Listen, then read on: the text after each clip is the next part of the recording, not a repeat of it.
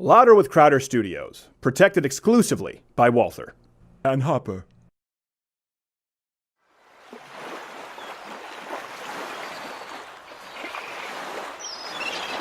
Are you ready, kids? I can't hear you! Oh! Who lives in a swamp right under the sea? Who sniffs your aunt's head and won't let her flee? Who touches your mom and gropes all the kids? Be sure not to tell your dad what I did! Horny! Bite and grab it! Bite and grab it! Bite and grab it! Bite and grab it!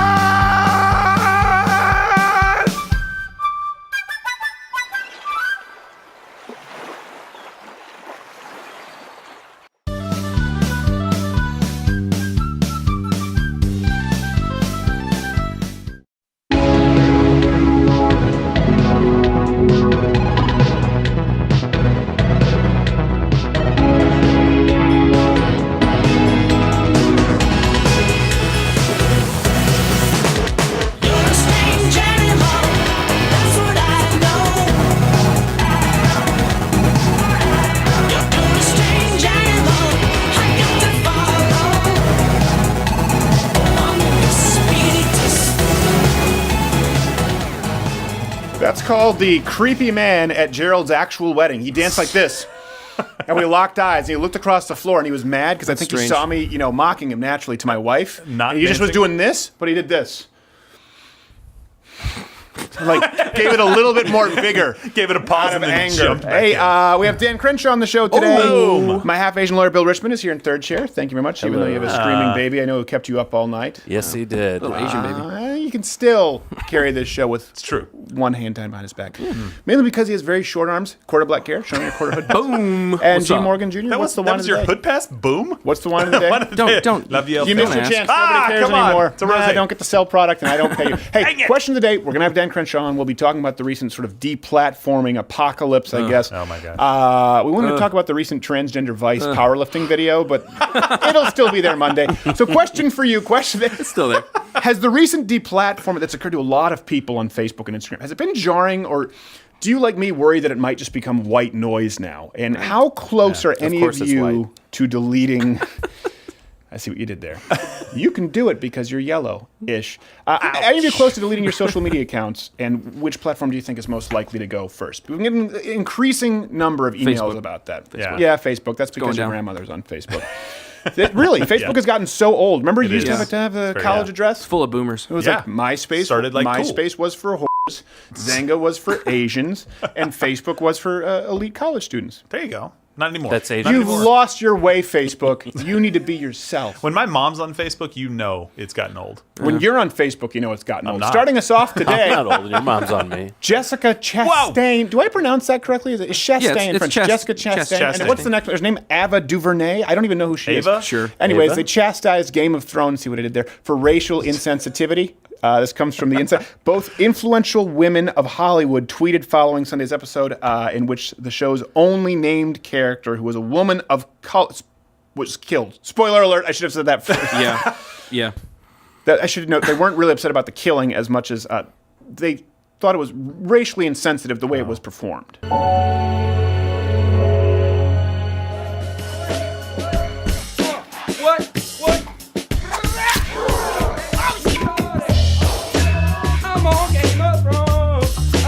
Look, I can see how it registers a little tone deaf. I get it. I get it. A little insensitive there. Okay, so the puck used to be in this zone, right? All right, we want women in things. Okay, we need gay people in things. Now we need people of color in things. Now we need gay people of color that are women in things. And now they must survive until the end of every episode Yeah, I was or going movie. to say, It's like, Game of there are Thrones. only 2 episodes left. No one was complaining about the white guys that died. Yes, earlier. there's been hundreds and hundreds I mean, of white it's guys a dying. miracle that she made it this far. I'm Yes. pretty sure that Yeah. the last episode is just going to be someone traveling in a DeLorean, nuking the whole place. No one's going to make it past Exactly. the ending. I don't understand here. Why are you pissed? Whatever. Anyway. You can. So Have did you guys, still did you like guys the hear show. about the recent thing with Captain Marvel about how Brie Larson was saying, well, we want to be inclusive and have other women and kind of sign the Yeah. petition. And then all of a sudden it turned into, well, actually, Brie Larson, you shouldn't be in. Yeah, We should we don't actually want you anymore, who's actually. more diverse than you should play this role. And it's like, well, it bet a never better ends, actress, right? no. I mean, soon you have women of color I'd sign that the are petition. transgender, that have arms, and then you need the ones without the arms, then without the fingers. I mean, like, what? I mean, where does it end? They just right? think that it's Completely appeasing equal. crocodiles is futile. It's like Piranha Night 3D with chicks with.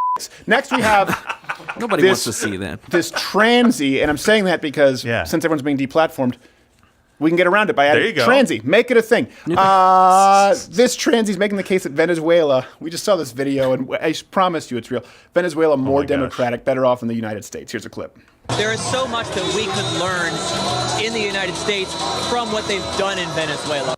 Yes. Correct. The transy in question at Lavender N Red on the Twitter biography refers to him, herself, yourself as a transgender autistic revolutionary.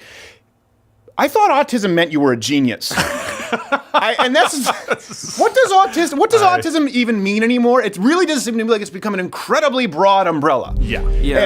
And Perfect. I see this program has commenced as planned, and they have yet to notice me. But you must understand that for me, the shadows are not a place from which to emerge, but a place in which to dwell.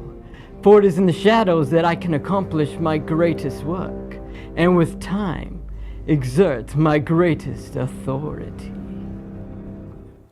so I had one autistic when I was a kid Yeah. in grade school. Yeah. We had one autistic. He was Chinese. His name was. Do we have to bleep that? I'll say Wei Feng. Does that help me? Anyway, yeah. he was I don't autistic. think it hurts either way. And it seems like there's a range from genius, virtuoso, to actually mentally retarded. This kid Of should have been course. called mentally retarded. He would Yeah. walk around like, ah, and he would talk about comic books. Right. And I would get in trouble. This is a true story. So we were in the middle of our final exam, close to summer, and we're doing a math exam, and Wei gets out from his desk with incredible purpose, by the way. Gets out from his desk, stands up in the middle of the exam.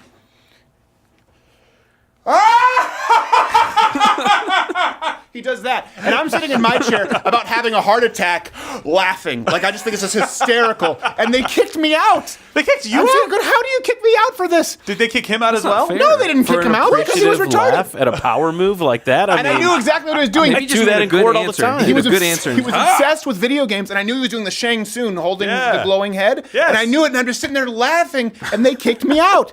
This kid also, I've told this story before. He punched me in fair. the balls. It's the one time I cried in wow. school in grade school.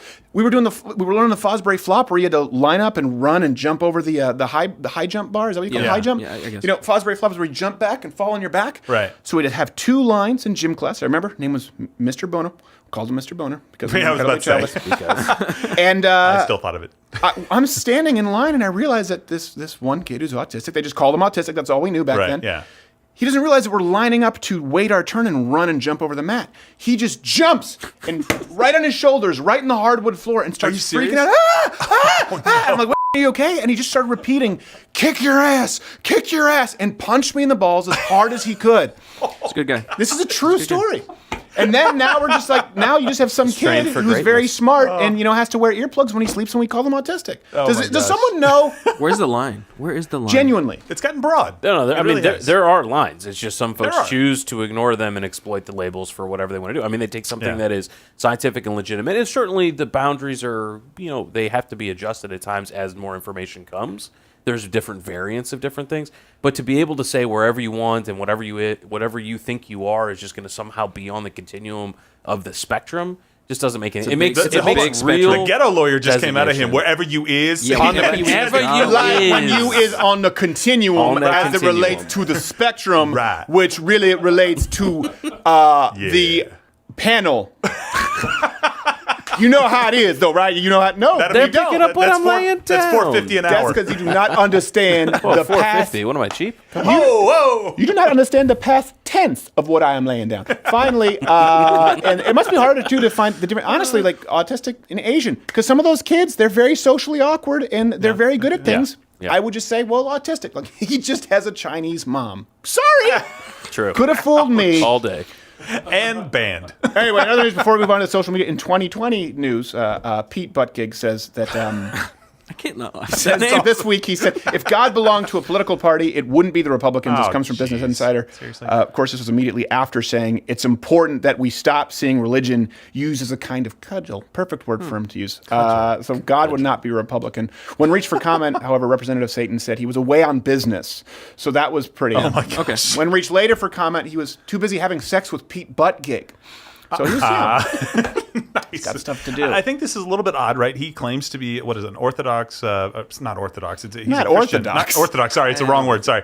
He claims to be a Christian, and then he questions Mike Pence's belief in Scripture. He says maybe Mike Pence doesn't believe in Scripture now anymore. And I'm like, Sir? would you like to talk about homosexuality and the potential verses that could be in the Bible that affect that? You're telling me that because you've got a bad guy, your words, bad guy in office, that Mike Pence doesn't believe the Bible anymore, and your lifestyle probably doesn't. Oh, it's Episcopalian. Stop using religion to divide because you Oh, clearly geez. have not read the Bible and don't know anything. That's not This week, no, that's the point. They say don't use it to divide, and then they just say just you don't know did. anything. Yes, I know. Is it lost? Is it lost? Was not lost that on lost me. on people? No. The joke. Okay. All right, Gerald. All right, Bill, help him out here a little bit. Unhelpable. Okay. The week's trivia contest winner, by the way, is Sam Moore at Samtastic300 for correctly identifying that the plus-size model Tess Holliday's blood type Good job. was pudding. So you'll be getting a free T-shirt and Good job. DNA scraping of half-Asian lawyer Bill Richmond in the mail. Still funny, Enjoy. by the way. I'm a DNA scraper. So we're going to talk about, and I was super glad that half-Asian lawyer Bill Richmond was here. And I can never tell, he has a newborn, if he's tired, if it's just Asian face. Because you never get the bags under your eyes. No, they're just there all the time. So Right. yeah, No, they're not like bags. Your blend eyes are in. very tight. You look like you've always slept well, but then you also look like you're always just a little bit irritated. Yeah, no, that's my life. That probably works for you. That's in the lawyer courtroom, part, right? Yeah. My features have hardened over Yeah, the years exactly. in court. I just wanted to make that awkward for just a few seconds. I just wanted to see where we went with it. That's how bad I felt. That's how badly I felt when you just earlier stepped on and restated my position. You're like, that's your position. That's my position too. All right. Okay. I hope your new wife, husband is watching. Okay. So over the past week, we've seen another purge, obviously, of not only have we seen this of conservatives, but we have seen rejoicing from the left. I'm delighted to see this. They're taking out the trash, these awful people, in many cases, Wow. encouraging violence, sanctioning violence. Look, you have no right to speak on someone else's platform. Let Milo Yiannopoulos go to GeoCities or MySpace or something. He can't go on Facebook. Facebook, and I think I agree a lot. That man's with like an both of you. anti-Semitic Facebook, cartoon. It's a company, right? We don't like regulation, then it should regulate itself. I feel like that first guy who was talking, Mr. Honey, Ilan Omar's watching it like, I mean, come on! Gosh.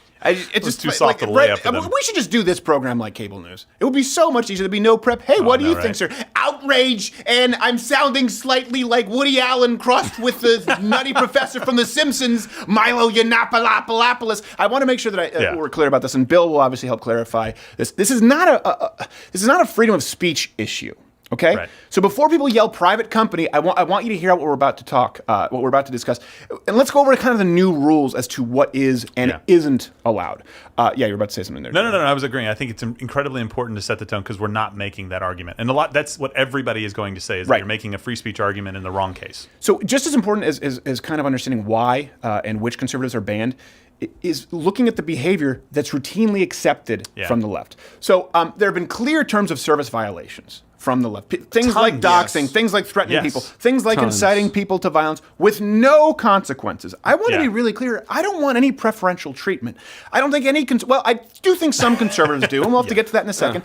I just want to know the rules. And I think that's an important distinction that people need to make. There's either dishonest business practices or not knowing where they line up and not applying the law equally. Well, I think even just the point in our own experience has been the company is often unclear left hand, right hand about what the rules are. Right. Even day to day, even own kind of rules. handling the same videos being handled differently in different times by different people means that there's a level of subjectivity that means that when the company's out there selling its platform as A, in reality it's B. Right. And that is where you get to the heart of a fraud that they're using to build a business platform on. I mean, people choose to use the platforms and spend money on those platforms and give their data, valuable data, to these companies thinking that they're getting something that they're really not. Right. Yeah, there's an exchange of services here. Like you said, that data. The data is one of the big things that drives the revenue, obviously, of any of these companies, right? Having access to consumers and understanding their habits, being able to crunch that data. You've given your part, and now they're saying, no, you can't be on this platform anymore because of rules that we can't even tell you how to enforce Well, across the and board. they clearly don't honor their own rules. So just No. in case you think I'm making this up, Democratic State Representative, we'll talk with Dan Crenshaw about this in a second. Brian Sims, you guys see this where he videotaped himself? I don't know if videotape is a term anymore. People are like, what does that mean, videotape? You mean selfie? Come on, Grandpa. He I think selfied? video, Is that what you yeah. mean? We used to use the term videotape. I just realized how dated that was. You're They an came old out with man, that, like the big Crowder. camera thing. We used Like, to what's going beta on? ourselves. Yeah. And then if we were lucky, we'd 8-track ourselves Oh my and gosh. send out a mixtape. So he video. I almost said it again. He videotaped himself. He He selfied himself, which sounds redundant, harassing young girls and old ladies praying outside of abortion clinics and offered money to anyone who would dox them. Lest you think I'm making it up. Hi everyone, Representative Brian Sims here, and I am outside the Planned Parenthood at southeastern Pennsylvania. Oh no, they're leaving now. A bunch of pseudo-Christian protesters who've been out There it here is again, shaming young pseudo. girls for Yeah. being here. And so here's the deal. I put I've got pseudo in front of $100 everything. to anybody who will identify any of these Makes three. it bad. So we're I'm going to actually donate Wow. to Planned praying for the Parenthood. babies. I'm going to donate to Planned Parenthood. And So we look, believe that a women bunch of deserve white more. people standing up in front of a Planned my Parenthood, gosh. Wow. shaming people. There's Let me nothing make Christian this about what really you're doing. clear. An elected official offered Representative. money to anyone who would dox pro-life prayer volunteers. You could live the rest of your life with singular purpose and unbelievable focus in an attempt to, and still not accomplish anything that shitty. You could set out to do it. Volunteer Focus your prayers. Oh my gosh. Pseudo Christians? What does that was- even? What does that mean? Don't use religion to What does that divide. mean? By the way, Yes. you're a pseudo-Christian because You're you don't support praying. my point of view. That's also Alexandria Cortez. She was talking about Cortez was talking about this week. She says those people don't know anything about women's bodies. Talking about the Georgia bill. It's like, well, hold on a second. We don't know anything about women's bodies. All right. After 6 weeks, the reason it's called a heartbeat bill is because you're stopping a heartbeat. Whose heartbeat? Yeah. Right. Is that hate speech? Is that can I not understand that because I'm a man, or do I actually just understand you're the party of science that if you have two hearts, you're a medical marvel? Someone get Ben Carson to separate you two. The Ripley's, Well, believe it or not. and by that logic, men should only be able to operate on men and women on women because you can't possibly understand a female Yeah. body if you're a No, man. So no why would way. you dare try to operate on them? Also plumbers. Yeah. He took this guy. By the way, this is what's also really egregious here is he took the video. He streamed it. Didn't just Yeah. he didn't videotape himself. Yeah. He streamed it on Periscope. In my day, a Periscope was when you took some milk cartons, taped them together, and put a mirror on one end and a mirror on the other, and you went, see, I can look at the top of the car. Oh my gosh. You never did that trick? Everyone did that. Everyone did Come that on, trick. everybody did that joke. And he Nobody- posted What's to wrong with Twitter. So this guy obviously feared no consequences. That's Right. what bothers me. Doxing, by the way, and targeted harassment expressly outlined as bannable offenses Yeah. on Twitter's terms of service. That one's pretty clear. And they should be. This isn't an isolated incident. Remember Peter Fonda, the actor? He called for Barron Trump to be abducted and raped by pedophiles. Yeah. Lest you wow. think I'm exaggerating again, and I know my half-Asian lawyer, Bill Richmond, gets a little uncomfortable. He thinks I'm does. going too far. Yeah. This is a quote. Easy Rider. Was Peter Fonda Easy Rider? Yes. Yeah. Yeah. We should rip Barron Trump from his mother's arms and put him in a cage with pedophiles and see if mother will stand up against the giant ass she is married to. Now, I know at first glance that seems pretty cut and dry. But then sound I see the damning. blue check mark and I'm all, I don't know what to believe anymore. And then he's still up on Twitter, by the way, Yeah. right now. No punishment. It's like, but he apologized. What? I'm sorry. It's too late. Go upstairs. I don't care. Nice. Look, there's literally hundreds of examples. The rest of the show, the rest of this next week's shows could all be the examples of this. Yeah. Jim Carrey, Kathy Griffin, every one Yeah. of these people have said reprehensible things. Well, no, I think it's called important to for delineate. violence. Just showing a severed head is different from No. saying That's not all rape she's done. this child. I agree. That's not all she's done, though, right? But there's Yeah. so many things that they have done that would under the ban that just happened would easily have gotten them kicked off if By they the were way, on the right. this is also something that's important. It's also illegal. That's something Yeah. people need to understand. Actually making a threat of violence or inciting people to violence. Yeah. This whole idea you can't yell fire in a crowded theater, you actually can. Yeah. If there's a fire in a theater. If there's not, I believe the legal term is fraud. We commonly refer to this as lying. Yeah. Right? The thing is, if you try to respect the laws, they don't abide by the laws. We have people who sign consent. We have people who Yeah. say, I agree to appear on camera, change my mind, and then go to YouTube, say, I don't want to be on there anymore. And YouTube makes us blur it. And we say, well, first off, it's a single-party consent state. We're not breaking the law, and we Yeah. can show you them giving Won't you permission. break They YouTube's say, well, we law? don't care because Yeah. we just don't want to deal with the problems. That is the issue. These offenses are actually illegal. By the way, hit the notification bell. Actually, just bookmark the channel on YouTube because notifications may not work.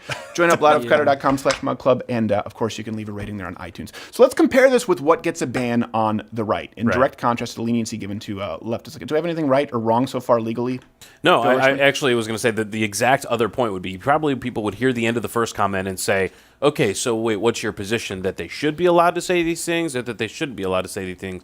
And the point being that there's a disparity, right? The whole point is people are being treated differently not because of the certain what they're saying, it's because of the view that is being espoused by what they're saying. Right. So what they're supporting. And Jonathan Hoenig was just making the point that I don't like what they're saying, and so they shouldn't be able to say it. I'm like, wait, what? Well, No, that's what I went to the whole private platform thing, and that's not what we're talking about. We'll get to that difference between publisher and platform. That's the most important point here that I think a lot of people have missed when they're calling for regulation. So on Twitter, though, before we get there, several of the accounts that were banned, I think within the last 2 weeks, the Ocasio-Cortez, the parody account, James Woods was suspended. The MAGAphobia account, which was very surprising to me, it tracked violence against conservatives. It's like a block parent on Twitter, effectively. I'm videotaping what's going on. This account is like someone videotaping an Antifa person punching an old lady in the face, saying, "Hey, watch out for that guy! You're banned. Why? Because you upset the old lady. I was trying to stop her from getting punched, but she was really upset." Exactly. Awesome. And paper-thin reasons were given. For example, the parody account of Cortez would clearly fit the guidelines for Twitter policy. Parody accounts are allowed. Yeah. It was clear that it was a parody account. What I love is writing. that Twitter said the account was seen as misleading, going a little too close to the source material, I see. Look, it's not their fault that AOC is actually that crazy that people were confused with that account. Okay, That's what they said it was misleading. I know. That's what I'm saying. Like, it's not our fault that she actually is that crazy. Sorry, you're telling me that the problem is that I say stuff that should be completely untrue and nobody should believe it, and that they believe it, and that I'm the problem? Yeah. It's her. Bernie's thoughts, it's hard for me to tell the difference. Sometimes I have to undo the retweet because I retweet it thinking I'm dunking on Senator Sanders. And I realize, wait, it's not him. He really sounded like he was that mad about Pringles. This person has emulated his voice remarkably. Yeah. And then, of course, Facebook and Instagram, they banned people like Milo Yiannopoulos, Paul Joseph Watson, which I really don't understand the Paul Joseph Watson thing.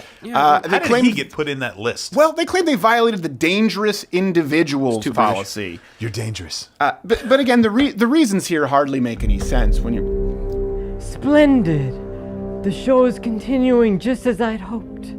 Though many do not know my name nor recognize my face, it is by my gentle hand that the ship is guided unnoticed. And once that ship has served its useful purpose, I shall coax it into the rocky shore as a beautiful siren does in beckoning from the dark seas. So is there a legal precedent there for dangerous individuals? Is that a law? No, I mean they have their own policies, right? And those policies sometimes they deign to give us a definition of them, sometimes they don't. Those definitions often change. It's possible that they have drawn from some statute, but it's not expressly referenced. So no, the policy itself does not refer to any particular law when it says dangerous individual. Well, and what's really dangerous to me, ironically, here is that they say someone like Gavin McInnes designated dangerous individual by Facebook, and now they're saying that anyone who associates with these people could also be a dangerous individual. Well, I don't know how far that necessarily extends. Obviously, Gavin has been a colleague of mine. We've worked together. Yeah. But then we've had people on this show who we don't agree with at all. Is that considered association? The rules are never clear. Yeah, absolutely. And they said something about just taking a picture with Gavin McInnes. Well, Louis Farrakhan was one of the guys that was banned on this. By the way, I would stand up and fight and say, I hate everything that person says, but I feel like they should be able to say it. I'm pretty sure that presidential candidates, presidents, and plenty of people in the Democratic Party have had pictures with this guy, have attended his church, have sat under his tutelage, and they're still out there. Right. This isn't fair at all. This is one more example. I saw Barack Obama with a Farrakhan is my homeboy t-shirt as a fact. Pretty sure he bought it at Urban Outfitters, which really just tells you that he's not all that original. The president. It's a different Farrakhan. Keep in mind, by the way, this is the platform that actually banned any pictures of anyone even seen wearing our Socialism's for Fig shirt, which, by the way, can be purchased at loudofcutter.com, along with this wonderful new Deplatform This Crest t-shirt. That's the Crowder Crest. I love that one. But we retroactively photoshopped all of those pictures with the Socialism's for Fig shirts to abide by the Twitter terms of service. So as you can see, always thinking one step ahead. That's awesome. Makes no sense to people listening on audio. Now, here's one thing, too. A lot of people see that they see any right-wing critique of social media companies as hypocritical. Again, if you aren't clear about what your problem is. hey, can you regulate some industries? Conservatives are like, it's not the government's job to regulate private business. But then as soon as they feel like they're not getting enough retweets, suddenly it's like, we're launching an investigation. We've got to nationalize tech companies. Long live socialism! Bernie, Bernie, Bernie, Bernie! I love how that clip was dead silent until you could actually hear the applause break carton coming up. The flashing. Even his audience, like, I don't know what to do here. I mean, I get he's the affirmative action Comedy Central hire, but we thought he'd make it easier for us to play along. We don't want to nationalize social media. No. And this is my proposed solution. This is really why I want to get Bill's take on it. This allows all parties the freedom to choose, okay? Yeah. And I think it just needs to be as simple as a question needs to be answered officially, legally, on the record. These social media companies, in a court of law, they need to decide whether they're platforms or publishers, because those two things are very, very different. A publisher, something like the New York Times, or even Louder with Crowder, or this channel, they can monitor content published on their site. They have to take responsibility for it. If they publish defamatory information or they incite violence, they can be sued for that because they're responsible for the content. A platform, which would be more like, say, a cell phone company, they provide a network, they don't monitor, they don't censor your calls, okay? Now, the reason that people have referred to these social media companies and have come to know them as platforms is because they've legally been afforded some of those rights not granted to a publisher. And what are those? Some of you might be asking, ones that protect them from being sued as long as they operate as a platform. So if someone tweets, for example, something defamatory about me, like, I don't know, puts on a fake Nazi symbol or says that I wanted to kill all the Jews, Twitter can't be sued for that as long as they're a platform. But that means if they're a platform, this is how I understand it, and then Bill's going to correct me here, they cannot determine which point of views are allowed, disallowed, pick sides, or try to determine winners and losers just based on point of view. There's a difference between a publisher and a platform, and I think that lately they've been acting in a way that would put them firmly in the territory of publisher, and people don't know the rules. Bill. I would give the analogy to explain it to the left of when you hear folks on the right say guns don't kill people, people kill people, right? It's the person utilizing Facebook kills the tool. people. No. Facebook. Okay. Yes, they do, actually. Yeah, sucker, yeah. In the back of a pizza parlor. Ooh. And in front of the pizza parlor. I'm joking for people who got really... No, I'm not pushing Pizzagate. Sorry, but continue. Right. So the idea is that is the tool doing it or is it the person controlling it? And if you're not controlling the tool, then the person who is the one that's in trouble. So it's the publisher, the one who's putting the message out, and the person who is just the phone line, the tool provider, the platform. Right. There has to be a protection of that because otherwise there would be no financial incentive to be, for example, any kind of platform to provide those kind of tools. Right. If a criminal, orders a drug deal over a cell phone, does that mean that we should punish the cell phone companies because they should be controlling it? No. And in that same way, the companies have changed. Recently, Jack Dorsey actually admitted, surprisingly, in an interview that he found himself to be a public marketplace of ideas and then was talking about his determination as a company that they should be censoring and again, censoring not in the constitutional sense, but censoring in the idea of how they're going to limit what the ideas are. So they are actively choosing, and by actively choosing, they've crossed that threshold from just a neutral platform to a publisher who's choosing the messages they want to put out there, and they should be held under the same standard. So how will we do that? Would they be called to testify? Does there need to be a hearing? My point is, I think before we get to any kind of regulation, is give them the opportunity to answer, make them choose publisher or platform. In which case, I think we'd be talking about like public utility laws. What would that be? They have to testify. Some of it could be within the courts, right? So the existing law that's out there, the precedent that's out there about when you cross from. I mean, this isn't an unusual question. It's not like this is the first case that would ever be heard about what's the difference between being a publisher or a platform or that kind of thing. Right. But it's actually putting them to task. And the thing is that people have asked this question over the years. It's not, it's not like, just all of a sudden 2019 people are asking this question. Right. But in the past, it's been different. And we can see it's changed. It's been an accretive change over the years where now they are firmly over the line, especially, platforms like Twitter and the new policies that are coming out from platform and YouTube or from Facebook and YouTube. Yeah, YouTube. That are making it completely different. I mean, we knew a year or two ago when it was open hunting season at Twitter on, conservative views, right? Right. Now they would call it, that's because when you move the center so far left, everything on the right is far right, Right.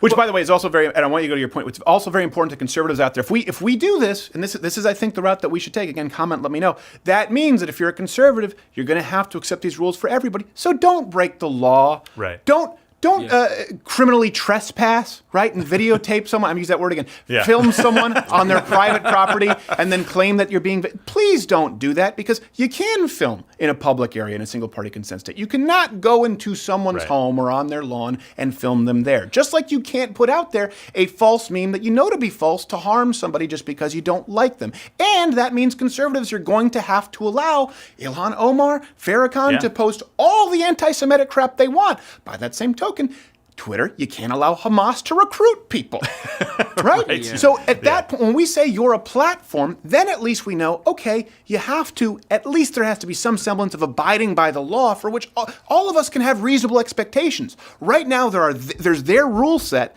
and then there's law. And sometimes you can be obeying one and breaking the other. For example, Peter Fonda hoping that Barron Trumps get raped by pedophiles. Yeah. You would think, oh, I don't know, that seems like a threat. That seems like it could be an actual offense. Twitter says we're A-OK. Yeah. AOC parody, we're a little murky on the legality at that point. Yeah. I just want to know what the rules are, and I think that's what conservatives need to be pushing for, not locking arms hand in hand with people like Pelosi and people like Cortez, who also want sweeping regulation of these companies. Yeah, and the point that he made, Trevor Noah made, that we want, like, it's because of retweets and likes and we're not getting it.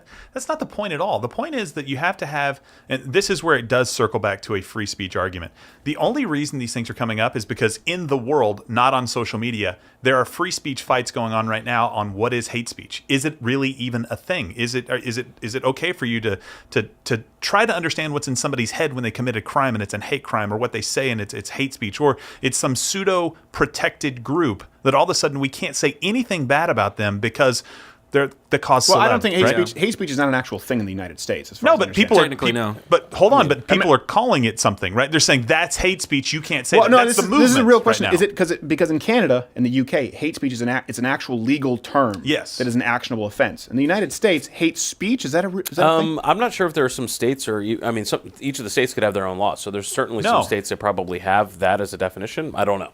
So my point wasn't that, not that it's a law, but society is starting to lean that way and say, this is hate speech. You can't say these things. And that's filtering into these platforms. The things that are happening out in our culture today are filtering into the platforms, and that's why they're kicking people off like that. It's because there's social pressure from other people saying that's wrong. That's why it is a First Amendment fight on that ground. Yes, and I think it's important that people do understand the legality of it and understand the difference between a platform and a publisher. And by the way, unlike what we'll talk about Bill Barr with Dan Crenshaw. We have to get to him. He's probably waiting for us.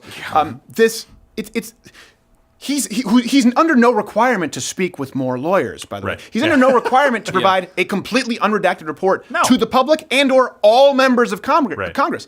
This is a legally relevant question here, unlike the Barr situation, because I know people will accuse the left and the right, no, man, you're all just playing politics. No, we just want some clarity. We're calling for more transparency, not less. I think that's pretty important because, again, when you talk about sweeping national legislation, it's not about Donald Trump right now. Again, the MAGA hat wearing people who just like to troll. No, there's going to be someone else in office after President Donald Trump. So let's try and take some steps in the right direction, allowing for more freedom, not less. The good news here is we can actually take a first step. Low cost, requires very little bureaucratic red tape or any kind of overhaul right away. It only requires the truth. It requires social media companies to put their money where their mouth is.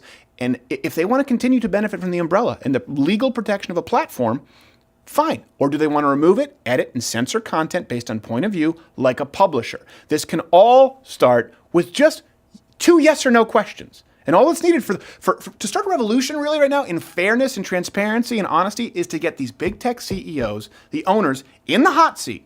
And all that's required is to get them to answer yes or no. That's what I think a good starting point would be. All right, we do have to get going to Dan Crenshaw, half Asian lawyer, but thank you. So we have to go. He's smart too. Both.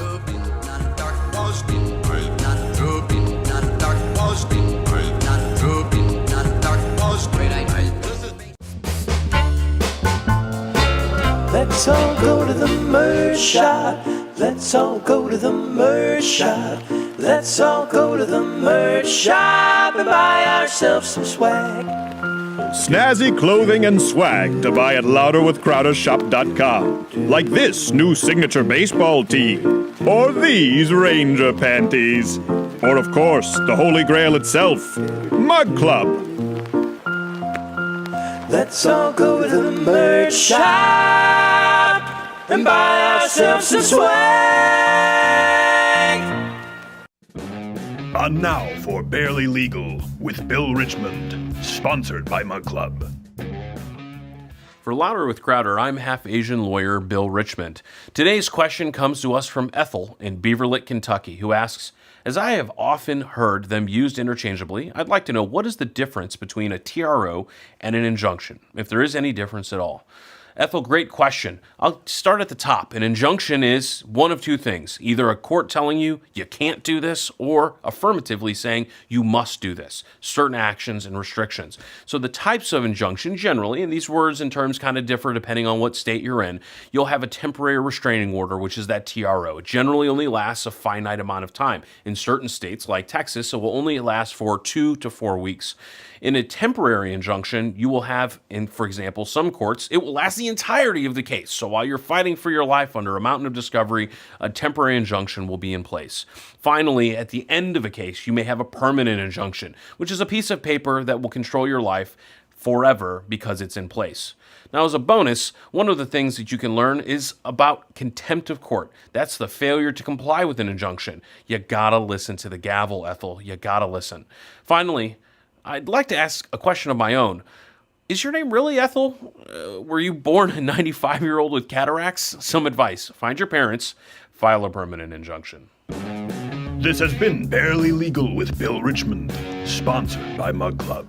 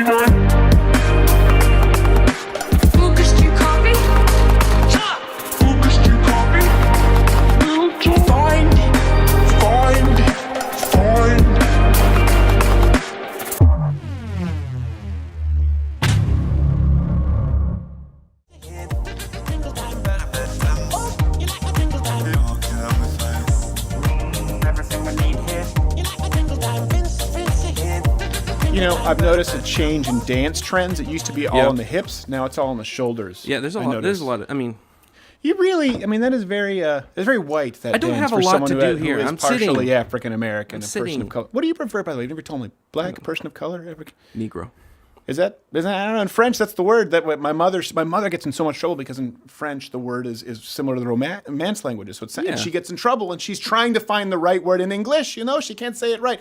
All right, that's a horrible introduction, but my mother is French Canadian and she It's true. It's true. The word in French is nègre in French. That is the word, and she would use it, and then she would be like, oh, like, "Mom, you can't say that." She'd be like, oh, "But I was trying to say the nice." But black is so much more offensive. Like I'm like, "Mom, it's." I don't not know in what the to say United States." anymore. Okay, Who knows? All right. Our next guest, I'm a huge. He's been on here recently, but he's making waves because. First, let me list his qualifications, and then I'll tell you why he's been making waves. Of course, he's a United States Representative, second congressional district in Texas, 2 Bronze Star medals, former Navy SEAL, Purple Heart, went to Harvard after the military service, and recently was on The View. You can follow him at Dan Crenshaw TX. Representative Crenshaw, thank you for being here, sir. Great to be with you again, Stephen. I'm glad to have you back. Now, right before we went to air, I asked you, and you said you have very strong opinions on this. Before we get to what happened with The View and Omar and all that stuff, can you name me an instance where it would be appropriate to wear black athletic socks with shorts? I don't think there ever is. Well, you're wrong. So here's the thing. It depends on how you're defining black athletic socks. If you're talking about tube socks, then I think you can make a pretty good argument. I'm not so sure why anyone wears tube socks in the gym. Okay. Because I mean, really, what is the functional value of the tube sock? You have to constantly pull it up. Is it looks? Do you think it looks good? Is that what if that's what you're referring to, then I agree. But if you're referring to more ankle athletic socks, like running socks, then I really see no problem with having black socks. I see a huge problem with it, as well as your comments on tube socks. Allow me to explain my position. You did not walk into the View here, sir. I will defend my position. We'll defend it. Okay, tube socks, deadlifts. Tube socks to reduce friction on deadlifts. That's why all powerlifters use tube socks when they deadlift, because you can scrape your shins. Never deadlifted if you think that's true. Oh, of course. Look at Magnuson. Look at Andy Bolton. They all. It doesn't help that much, but it does help a little bit. What's your deadlift, Max? Tell everybody. 455. It's not that impressive. It's not like Manny, who's very small. Yeah, I'm not particularly strong. That's not bad. No, for me, I'm naturally a weak person. I made the 1100 total club with a 315 bench, 455 deadlift, and a 425 squat. And for me, that was a big deal. Mark Repetto has made fun of me And you pooped your repeatedly. For that, I did not poop my pants while squatting. My uncle did do that. And then when it comes to athletics, you're a military man, so I would imagine you respect efficiency. Here's the deal. White athletic socks are always appropriate with shorts. There is no discernible benefit to having black athletic socks ever. So why not just have the white athletic socks? Can we just go back to, do you mean tube socks? No, I mean any black. Even if it's not a tube sock, what's the advantage to a black sock? What about sandals? Exactly. That's a whole Tube different. socks We'll and agree on sandals, sandals. We'll find. But what's the advantage to a black athletic sock ever? What's the advantage to a white sock? Because you can wear them with shorts. Well, why can't you wear black socks with shorts? You can. No one will respect you. All right. Is this a Canadian thing? No, it's not a Canadian thing. It's a Canadian thing. It's a man who knows. You still haven't explained why you need tube socks to do deadlifts. They all do. All the best deadlifters do, and so I do it. It's anecdotal, but I want to be like Magnuson someday. No, it's not. Listen, it's not going to protect it if you actually really pull it back into your shins, but it can protect with a little bit of like the friction burn. You're supposed to smack your shins with deadlifts. You're supposed to lean back on those deadlifts. Oh yeah, we've had Mark Repetto in here, and he's given me hell for not leaning back enough. He's like, well, I deadlift more than you, so you probably do. I give that to you. And then Mark Repetto will tell us that we are all wrong every time on the show. He's like, you are an absolute failure. This is you can be right, and he'll still say you're wrong. Yeah. Question about, since we're talking about gym fashion real quick, the thing that I don't understand is the giant headphones in the gym, like the Beat headphones. Yeah, you mean the bacteria saucers, I call them? Yeah. Right. It's just it seems really hard to like sweat and be very active and dynamic with those big headphones. So that's a question I have for people. But it's not hard to wear them and sweat and be a douche. So it depends on priorities when you go to the gym. I say that about people. They're all good people. Not all. You don't need to say it. I was hashtag not all. No, I do. But I always look at them like it is a back. I mean, when I wear these, and so we've had a couple days where it's hotter in the studio. Yeah. You get sweaty in the ears. I cannot imagine wearing this while working out. It would be miserable. It would be absolutely miserable.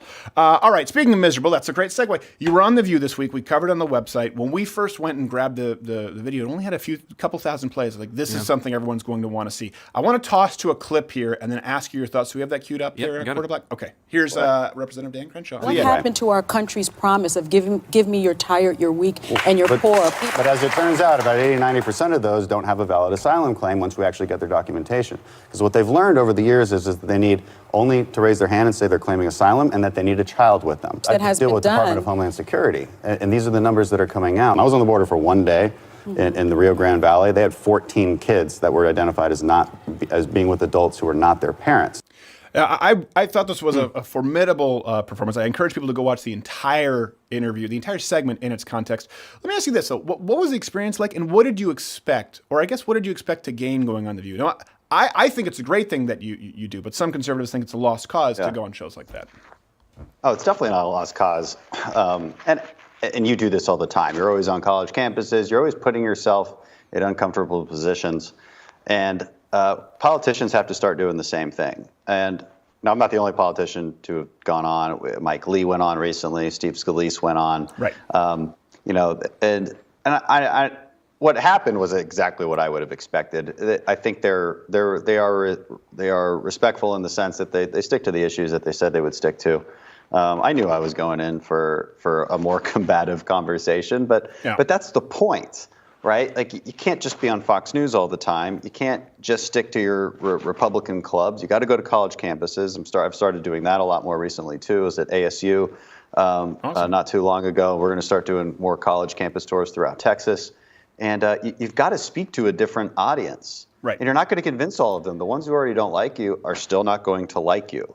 That's fine. But maybe some will be persuaded, and maybe some who really didn't have an opinion and now they do, and hopefully it's a good one. And so you got to stand your ground, but do it in a respectful way, and that was our whole goal. Do you find that it's tough though to express the whole idea, for example, behind camp? Like we've done debates on this show, and obviously I've gone on I mean every network actually not named MSNBC at some point. Sometimes I've never been invited back. But do you find, and the idea behind Change My Mind was to remove the constraints of a network show or cable news, where we go, let's not edit it, either mine or their responses. Do you find it hard to make a convincing argument within those constraints of traditional media and a commercial break? Because what I saw was you talking about the illegal border crossings, 100,000 last month, and how Border Patrol agents, I think you said, I think the number you said it was, they say they maybe catch 1 in 3. And Sonny just saying, no, that's not true, and not presenting any evidence or numbers of her own. You don't have enough time to call her on it. I mean, you just kind of have to move on. Well, that is a constraint, and it's just something you have to deal with, as you know, when you're on these very quick segments. And I think that's why Americans, by the way, are so much more enthralled by these long-form conversations. That's why people are downloading podcasts more. They want to listen to people talk for an hour or 2 hours. They want to see a more drawn-out debate, and there's a real hunger for that, which I think is a good sign. It's a good sign that people are more interested in that. But it's a constraint we have when we're on TV, and you've just got to anticipate the argument so that you can quickly hit them back. Right. And I think when she said that, I simply said, well, you have no evidence for that. Right. I just called her on it right there because she did it. I mean, and if you do show it to me, and this is a problem with the immigration debate in particular. When I'm debating with somebody on the left, they simply say, well, I don't believe your numbers. Well, okay. Right. What numbers would you believe, and what do you think is happening? I mean, why would I lie to you about this? That's a kind of a cheap shot, right? But again, it's particularly a cheap shot if they don't present anything themselves. Like if someone says, well, hold on a second, for example, you're taking these numbers here. I've heard people talk about climate science. They go, well, you're picking these decades, and you're not picking these decades. If you widen this graph, you look at a different financial outlook. I understand that you can manipulate statistics. Always. But if they present nothing and just say, wrong. What? Yeah. But again, I'm not trying to convince her in that moment. I'm hoping that people at home are watching and say, wait a second, she just called you a liar, but she didn't actually say why. Right. That's what I'm hoping, and that's why you go on these shows, because I'm speaking to a non-Fox News audience, and they're Americans too, and we got to talk to them, and I bet a lot more of them would agree with us if we just spoke to them. Yeah, that's true. No, it's absolutely. And the non-Fox News audience is sometimes referred to as not 80-year-olds named Ethel. So that's often the case. And it really is true. The median conservative demo on traditional outlets used to be really old, and now with podcasts, that's why they're trying to change social media. They're trying to because the demographics going younger, Generation Z, it skipped millennials, are becoming more conservative. Speaking of social media, you on Twitter were speaking about Representative Brian Sims. We tweeted about this. The story went everywhere, where he was effectively harassing elderly, at least one elderly woman outside of Planned Parenthood. People can see the whole clip. And you tweeted that it was, I want to make sure I have this right, that a great example of how to teach young men not to act. Now, back on The View, you talked about criticizing ideas as opposed to insulting people in today's political dialogue, and I agree. But let me also say, you really called Sims' character into question here, which I don't think is out of line. How do you decide when that's appropriate, and how to differentiate that kind of a soul sort of criticism versus an insult? Because that was pretty. That was pretty rough. I don't think that was an insult. If I had said, it's a good question, and the way I would differentiate it was I was actually still attacking his actions. Yes. So this is how not to act. This is a great example of how not to act. I didn't say this is a great example of who not to be. Mm-hmm. I didn't say that he's not manly, even though his actions were very much not manly. Yeah. God, what he did is just, I'm so glad that this blew up all over the media. Conservative media. I still haven't seen it on the news, unfortunately. But do you think it would be in the news if you'd have done something, if you'd have tried to dox women? Oh, my gosh. Of course. It's not even a question. And the way he did it was just so vicious and unrelenting. Trying to dox underage girls, that's terrible. And the way he just harassed this old lady for 8 full minutes. What are you thinking? and I brought that up. This is how not to teach your young boys to act, because I think a lot of us would agree that there is a cultural trend towards where we're not teaching young boys how to act. No. Whether it's with respecting women or respecting your elders or whatever the case is, and this is a consequence of losing sight of traditional values, and more generally speaking, this is a consequence of attacking chivalry. In your more liberal circles, you're going to say, "Well, don't hold the door open for me." Women will say that. Right. Also Dubai, but yes. What are you creating when you attack these kind of values? I mean, you're creating a moment like this where it's okay for this guy Brian Sims to go up and treat people like that just because they have a different idea or they disagree with him on something. I mean, it was just such a vicious video. It was really vicious. It was incredibly vicious, and I would not only say unmanly, I would say the action came across as bitchy. Where do you live? Where do you live? Where do you live? What's your name? Where do you live? Repeatedly, I'm going that just really seems like a bitchy high school girl who's trying to humiliate somebody. He's fanatical. Yeah. He's captive to his emotions in such an extreme way that he can't control it. And that was really obvious in that video. He could not control his emotions the way he was attacking these women. And because he's so set and he's so convinced of his righteousness. Right. And it's really problematic. And I think a lot of conservatives see that and we're like, it's something we deal with quite often where we're dealing with another side that it seems a little unhinged sometimes, and that was just. And I do think it was a state rep. The fact that it was a representative is especially why I probably wouldn't have commented on it otherwise. But it's very scary that this man he was elected at all, and like you said, not only do I think if it were Republican, but let's be honest. Your mugshot's not going to make a lot of friends with people who don't like you already. This man harassed a woman. They're just going to show a picture. You're like, oh my God! Look at that cleft in the eye. What is he? What is this monster? You're not going to get a lot of grace. I'm just shooting you straight here. Not even close. No way. Or should I?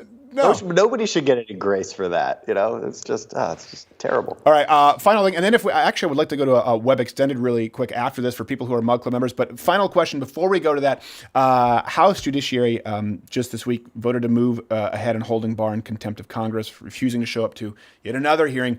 Before we go, your thoughts on that? Yeah, there's a lot. Okay, so first of all, they're asking him to show up and be questioned by lawyers, not representatives of the people. Right. Which was problematic to begin with, and I don't see a problem with him saying, no, I'm not coming. And also, I think we all have a pretty good idea of the circus that the Democrats are trying to put him through at this point.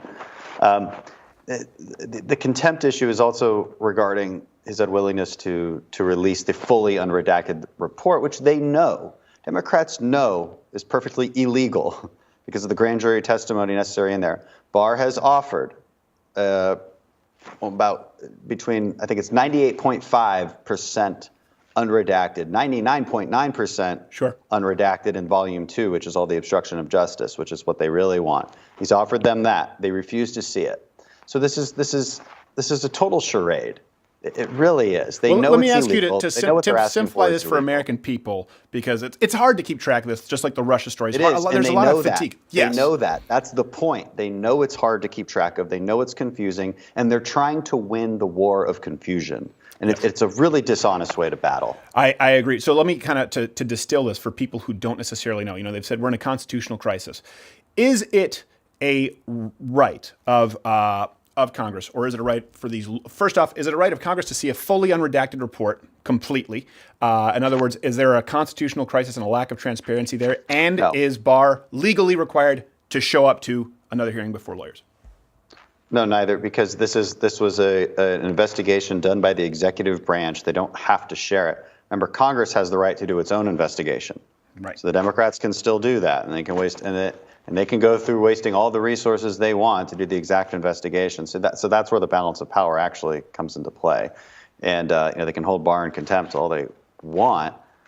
He's of course under no real obligation. So right. Well, I think it's just important to clarify for people, because a lot of people say, well, hold on, he has to show up. No, he doesn't. Well, he has to release the full report. It's illegal. No, it's not. And when you frame it that way, you go, okay. maybe I should look into what's been confusing me a little bit. Because, yeah, I'd say we do have a constitutional crisis if those things were illegal or legally required. All right, if you can hold on for another couple minutes, that is Representative Dan Crenshaw, 2nd District of Texas, Dan Crenshaw, TX on Twitter. We're going to go quick web extended for everyone who's Mug Club because you got to keep it longer, a little bit.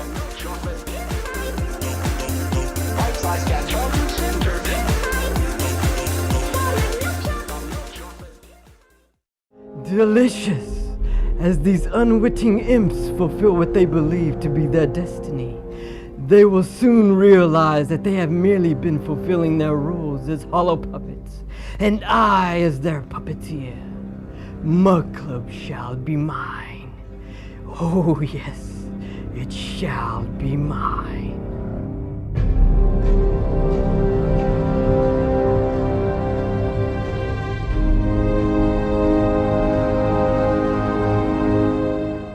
One live read of the week. I bet you're expecting me to plug Mug Club, louderwithcreditor.com/Mug Club, where you'll also have some exclusive content with Dan Crenshaw and the Hodge Twins this week, along with The Daily Show. But you already know about that, and if you haven't joined already with the Deplatforming, you'll never join. There's another way to support this show. Walther Firearms have the balls to sponsor this show, and we are eternally grateful to them. They've stood by us through all the controversies. Well, they really haven't been that bad, let's be honest. And I know they have a lot of choices for firearms out there. You have... I don't know if I can name them. Brand X. They're all good. Here's the truth. I'm not going to lie to you and sell you something you don't need. I particularly prefer the Walther. I always have. I went to them to become a sponsor, not the other way around. And at a certain point, you just have to decide on personal preference and who you want to support. So Walther Firearms, just go to the range and try it. They're fun, smooth triggers, extremely reliable. These babies basically sell themselves. I'm just goosing it along a little bit.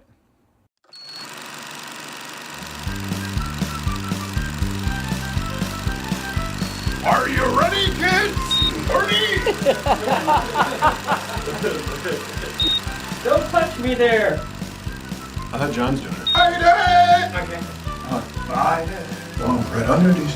Biden! Gosh, it's hard to do in that voice. Biden! Is that? I don't remember how they're just screaming. Just keep doing what he yells by. Hey kids! Join Mug Club at louderwithcrowder.com/Mug Club. $99 annually, $69 for students, veterans, or active military. You don't need a promo code anymore. You just check a box.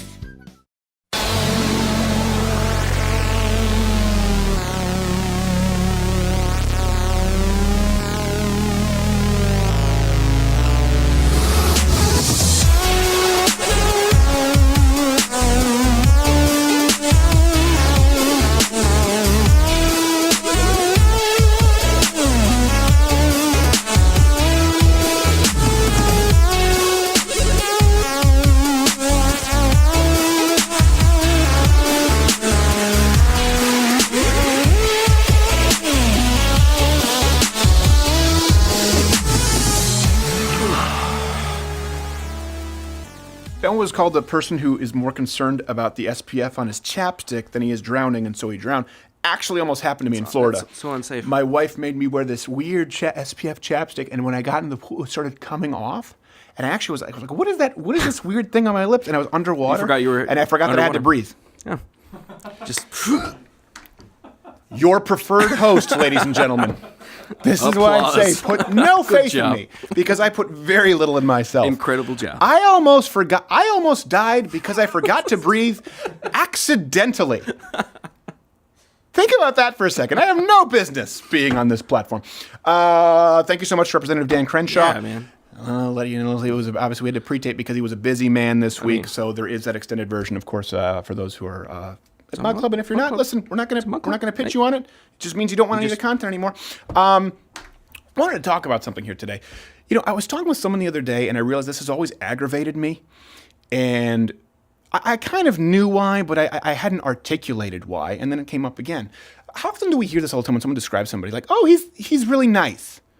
Yeah. You hear that as you say, well, hold on a second. How is this? What do you think of this guy? You know, I guess he's a nice guy. And I've heard that a lot, and I heard it recently with someone who had a daughter who's telling me, you know, I think who she's doing, he seems like a nice guy.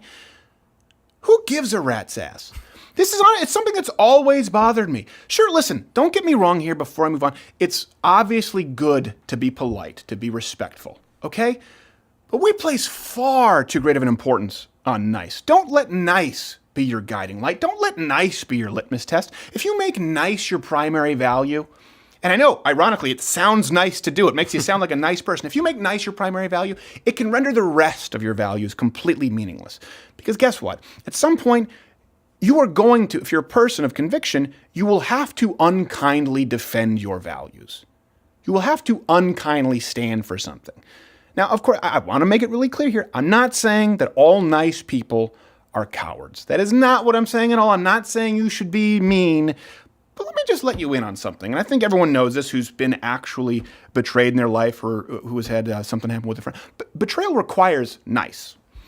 True deception requires nice.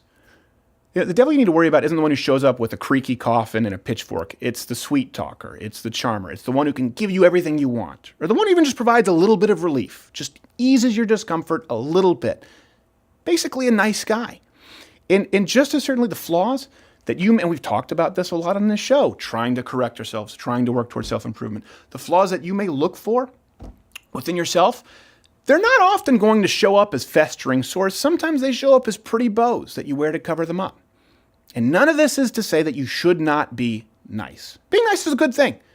More important than I would say being respectful than being nice. Meanness for meanness' sake just as surely is evil. Don't get me wrong. My point is that as a society, we really do place far too great of an emphasis on nice. We often give it, when you think about it, first billing and how we describe people, ideas, even scarier, and how we judge them. Often the people who say don't be judgmental are the people who judge people whether they're nice or not. And my point here is that nice can lie. Nice can deceive. Nice can be wrong. Of course, so can anger. But guess what? Truth can't. Give you some examples. Socialism, passed off as nice, but it's wrong. Osama bin Laden in particular was apparently very nice to children, but he was wrong. And that's why I've always said I don't believe in political centrism or middle ground for political centrism's sake, because people say, well, look, we found common ground. And oh, well, that's nice. But was the truth found there on that common ground? Let me make it a little less extreme, because I know you're thinking socialism, Osama bin Laden. All right. Everyone knows somebody like this. Think of someone in your life, your buddy, who's the nicest guy in the world, never raised his voice, had a conflict in his life. It could be him or her, okay? We all know someone. Got that person in your mind? He's wrong.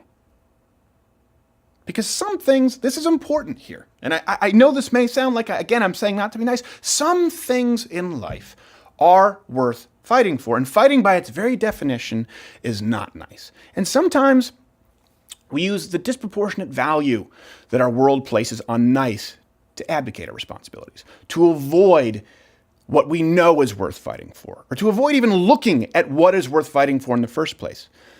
And because the fight, even though it may be righteous, we know is going to piss some people off. And that's not fun. That's hard. No one ever blew a gasket at someone for being too nice. I understand that. That doesn't mean that it's right. And this is something that's, I think probably Jordan Peterson has talked about this quite a bit. It's important to be a good person. It's important to be a well-rounded person. Just as it's important to be physically healthy, as it is to be mentally healthy and spiritually healthy. It's important to learn to be polite, to learn to be respectful, and to learn to socialize with others. But just as important, and something we don't often talk about, is to learn how to fight, to learn when to fight, to learn when conflict is appropriate, to learn when the value of nice should be trumped by the value of actually standing by your conviction. So the next time you think about someone, this is my challenge to you this week. We all judge people. So if you want to come in and say, I don't judge folks, yeah, you do. You do judge people. I judge people. Everyone makes judgments. The next time you pass judgment on an idea, on a person this week, I want you to stop yourself and say, hold on a second, am I thinking, is my first value here, whether they're nice or not, or are you looking for what they stand for? By that same token, are you looking at your own ideas and your own actions? And are you saying, am I a nice person or am I a righteous person? Am I doing the right thing? If I could change nothing else this week, it would be that at least even just a few dozen of you go out there and place a different importance, a different level of priority on following, believing, living out your principles, fighting for them when appropriate, and then let's have nice somewhere toward the middle of the pack. That's it. You don't need to eliminate any of them. Let's just shuffle up the leaderboard a little bit. Okay, I'll see you next week. Thanks for listening, watching, wherever you are. I don't care. See, I'm not nice. It only takes a time.